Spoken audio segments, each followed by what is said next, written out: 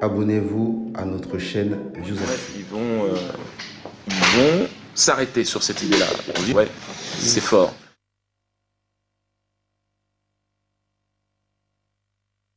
Au moment du décès de Yasser Arafat, 4 rabbins ultra-orthodoxes viennent à Paris se recueillir devant la dépouille du président défunt. Leurs paroles, politiquement très incorrectes, ne trouvant aucun lieu pour s'exprimer, Dieudonné, au nom de la liberté d'expression, leur propose son théâtre pour une conférence de presse. Alors, ceci n'est pas un sketch. Hein. Pas confondre. Quelques rares journalistes y assistent, pas un article n'a été publié. Nous avons le plaisir d'accueillir ici 4 rabbins extraordinaires qui représentent le mouvement Naturei Karta, les protecteurs de la cité, qui sont radicalement antisionistes et qui ont tout de suite accepté l'invitation de venir ici dans le théâtre de Dieudonné parce qu'ils savent que dans le monde entier, on essaye d'empêcher les gens de réfléchir et d'agir selon leur intuition, leur bonté, leur qualité spirituelle, en les accablant sous les accusations d'antisémitisme. Donc même sans connaître Dieudonné, ils étaient persuadés que c'était une accusation infondée. Et donc je pense qu'il y a beaucoup d'échanges qui peuvent avoir lieu entre toutes les sensibilités tellement variées que nous représentons.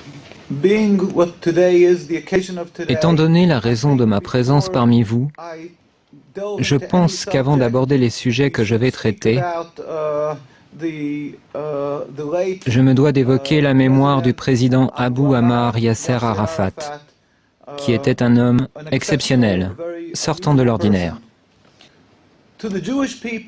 Pour le peuple juif, contrairement à la croyance populaire, c'était également une personne à l'esprit clair.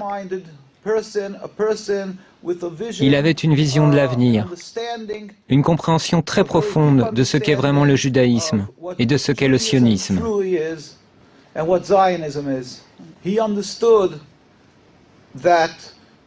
Il avait compris que le judaïsme est une sainte religion, plurimillénaire. Et il n'avait absolument aucune forme d'animosité, d'une quelconque façon, à l'encontre du judaïsme ou du peuple juif.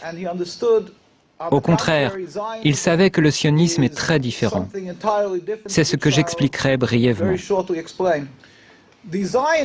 Les sionistes, bien entendu, le dépeignirent sous les traits d'un antisémite, comme ils le font de n'importe qui, en Europe ou ailleurs dans le monde, qui tenterait de se dresser contre l'État criminel d'Israël et contre les agissements criminels qui émanent de l'État d'Israël. Ils affirment de manière automatique que cet opposant est antisémite, afin d'étouffer son opposition en la faisant passer pour une lutte contre Dieu. Ils donnent à croire que toute personne qui s'oppose au sionisme et à Israël serait quelqu'un qui blasphémerait la Bible et nourrirait de la haine envers les Juifs. Maintenant, je vais vous expliquer brièvement ce qu'est le sionisme. Comme je vous l'ai dit, le judaïsme est une religion plurimillénaire. Elle remonte aux patriarches Abraham, Isaac et Jacob. Le sionisme est à peine centenaire, créé par Theodor Herzl et ses amis, des gens totalement athées, des gens qui étaient totalement étrangers à la religion, qui détestaient la religion. D'après la croyance juive, depuis la destruction du Temple il y a près de 2000 ans, c'est-à-dire depuis l'exil du peuple juif, Dieu a fait jurer au peuple juif de ne point tenter de retourner en masse sur la terre d'Israël.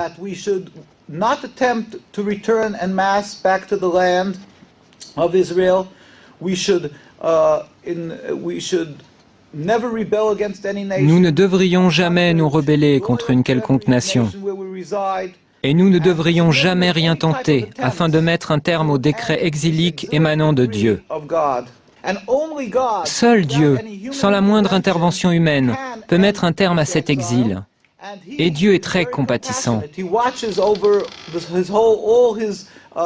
Il regarde tous les peuples qu'il a créés, et donc le peuple juif parmi eux, dans l'exil. Et c'est quand il jugera le moment opportun qu'il mettra immédiatement un terme à l'exil.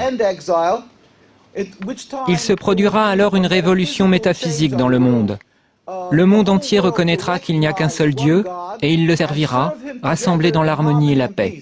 Nous n'utiliserons pas les armes, ni ne lancerons une offensive militaire pour convaincre les gens qu'il n'y a qu'un Dieu unique. Simplement, nous nous lèverons tous ensemble pour servir Dieu, ce à quoi un juif aspire, ce qu'il espère, ce pourquoi il prie.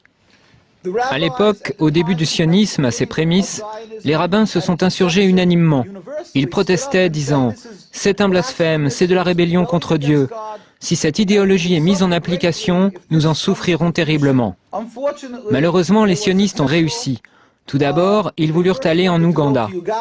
Là-bas, il y avait des terres vierges, mais ils comprirent que la nation juive ne les suivrait pas.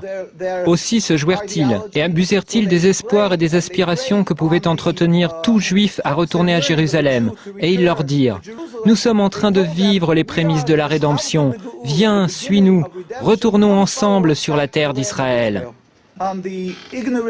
S'appuyant sur l'ignorance des multitudes non-juives dans le monde entier, ils abusèrent de leur compassion, escomptant qu'elle prendrait pour argent comptant ce que dit la Bible, à savoir que cette terre appartient aux Juifs, et diraient qu'on leur donne la terre. Ils ont utilisé ces sentiments afin de poursuivre leur entreprise, de marquer des points sur le terrain, dans l'objectif de s'accaparer la Palestine. La Palestine était un pays peuplé d'êtres humains, les Palestiniens, c'est-à-dire les Arabes habitant cette contrée, ainsi que des Juifs orthodoxes qui craignent Dieu. Et tous dirent comme un seul homme, « Nous ne voulons pas d'un État d'Israël, nous ne voulons pas de ça. » Et étant donné que les sionistes ont usurpé la terre, qu'ils sont allés en Palestine et qu'ils l'ont volée au peuple palestinien, ils ont soumis ce peuple par la force des armes, puis ils l'ont expulsé. C'est là une seconde grande tragédie, une transgression, une rébellion contre Dieu, un agissement criminel contre Dieu. Et tous les rabbins étaient contre ces exactions. Ils étaient ulcérés, révoltés par ce que ces juifs non religieux, ces sionistes, avaient fait. Je terminerai par ceci. Je tiens à dire simplement que les sionistes, bien loin d'être les protecteurs des juifs et les garants d'un havre de sécurité pour eux, sont en réalité les principaux responsables de l'antisémitisme dans l'ensemble du monde. Là où l'antisémitisme n'existe pas, les sionistes le fabriquent. Ils sont les principaux responsables des dissensions et de la haine envers les juifs dans le monde entier. Nous prions.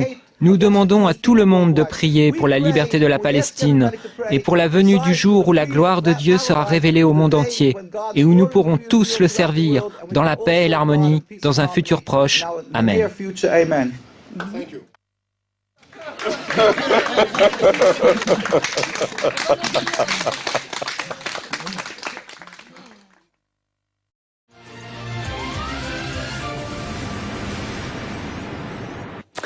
18h13, c'est l'histoire d'une quenelle, rien à voir avec la célèbre boulette allongée de Lyon. Ce dont on parle ce soir, c'est une sorte de salut, sa signification reste floue, geste antisystème ou antisémite, popularisé par Dieudonné, l'occasion d'enquêter sur l'humoriste, une nouvelle fois devant les tribunaux hier. Sa popularité, son cercle rapproché et ses autres fans. Dieudonné, l'inquiétant succès. Reportage de Thibaut Dupont, Quentin Bollier avec François-Xavier Couture et Myriam Alma. C'est un théâtre dont personne ne parle. Un théâtre qui, pourtant 4 fois par semaine, affiche complet. Dès notre arrivée, le personnel donne le ton. Dites bonjour à BFM. Bonjour. Ils vont voir les cannibales et les nazis ont rentré. Le côté sulfureux est revendiqué. Les caméras ne sont pas les bienvenues. Interdiction de filmer le one-man show. À l'intérieur, l'une des personnalités les plus controversées de France. L'humoriste Dieudonné, banni des médias, condamné à plusieurs reprises pour injures à caractère raciste et injures antisémites. Il provoque, il dérape, c'est sa marque de fabrique.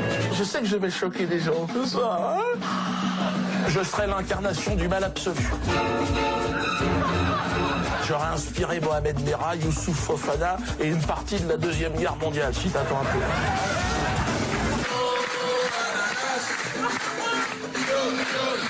À la fin du spectacle, sur cette chanson, il tourne la Shoah en dérision. Chanson pour laquelle il vient d'être condamné à 8 000 € d'amende.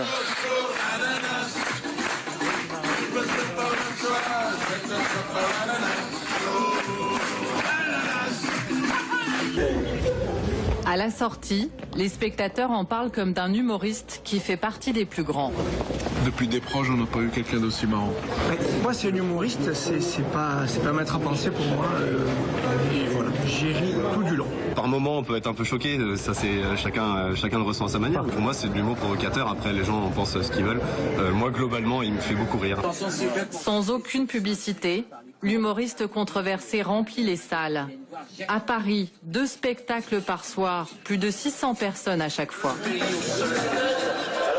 En province, même carton. L'an dernier, sa tournée a fait le plein. Perpignan, Toulon, Rennes, plusieurs dizaines de milliers de personnes ont vu son spectacle. Et le phénomène ne s'arrête pas là. Au Ménil-Simon, un village de 490 habitants dans l'Eure-et-Loire, Dieudonné est un voisin sans histoire. Si on m'avait pas dit qu'il habitait ici, je l'aurais pas su. Cette proche voisine l'a surtout croisé dans un restaurant à 5 km de là, dans lequel elle travaillait. Il vient de temps en temps quelques midis avec sa femme, quelqu'un de très gentil, très aimable. Quand Dieudonné est dans le village, il habite cette maison avec sa compagne. Elle ne serait plus au nom de l'humoriste. Sur la boîte aux lettres, son nom à elle. Les initiales de Dieudonné Mbala sont crayonnées au-dessus. Derrière le mur, une propriété avec tennis et piscine. Ses enfants ont été plusieurs années scolarisés dans l'école primaire du village. Moi, j'avais des nouvelles à travers sa fille qui était à la danse et à l'école avec ma fille. Il venait aux réunions à l'école, il n'y avait pas de... jamais eu de soucis particuliers. Avec un voisin si tranquille, le Ménil-Simon juge la polémique Dieudonné disproportionnée. Vous trouvez que les médias en font trop sur cette histoire ? Beaucoup trop. Je trouve même que des fois, il donne un petit peu plus de pub. C'est dans cette circonscription que Dieudonné s'est présenté 2 fois aux législatives. Mais les électeurs n'ont pas suivi, 1,14% seulement au premier tour en 2012. Au Ménil-Simon, Dieudonné est un voisin tranquille, pas plus. Abonnez-vous à notre chaîne Views Actu.